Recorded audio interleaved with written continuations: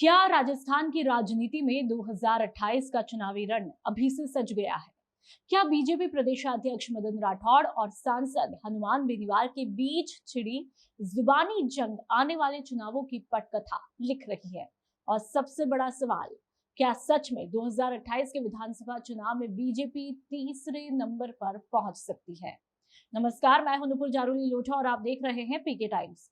राजस्थान की राजनीति में इस वक्त सबसे ज्यादा चर्चा किसी चुनाव की नहीं, बल्कि एक ऐसे दावे की हो रही है जिसने बीजेपी और आरएलपी के बीच सियासी तापमान को बढ़ा दिया है। बीजेपी प्रदेशाध्यक्ष मदन राठौड़ के आरोपों पर पलटवार करते हुए हनुमान बेनीवाल ने बड़ा दावा किया है। बेनीवाल ने कहा कि बीजेपी को अभी से 2028 में तीसरे नंबर पर आने की तैयारी भी कर लेनी चाहिए। यानी बेनीवाल सिर्फ अब जवाब नहीं दे रहे, बल्कि बीजेपी के भविष्य पर सवाल भी खड़ा कर रहे हैं। दरअसल आपको बता दें कि विवाद की शुरुआत तब हुई जब मदन राठौड़ ने बेनीवाल पर नशे को बढ़ावा देने और समाज में अराजकता फैलाने जैसे गंभीर आरोप लगाए।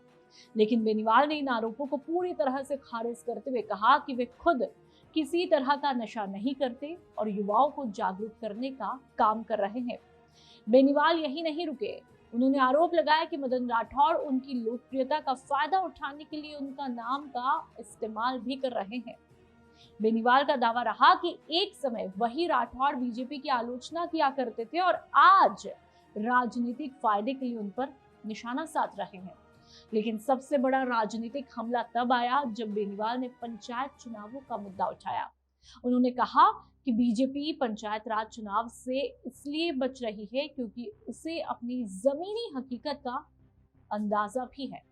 यानी बेनीवाल का सीधा संदेश है कि बीजेपी का जनाधार कमजोर हो रहा है और इसका असर 2028 के विधानसभा चुनाव में साफ तौर पर दिखाई देगा। तो वही सामाजिक बहिष्कार वाले बयान को लेकर भी बेनीवाल ने सख्त रुख अपनाया है।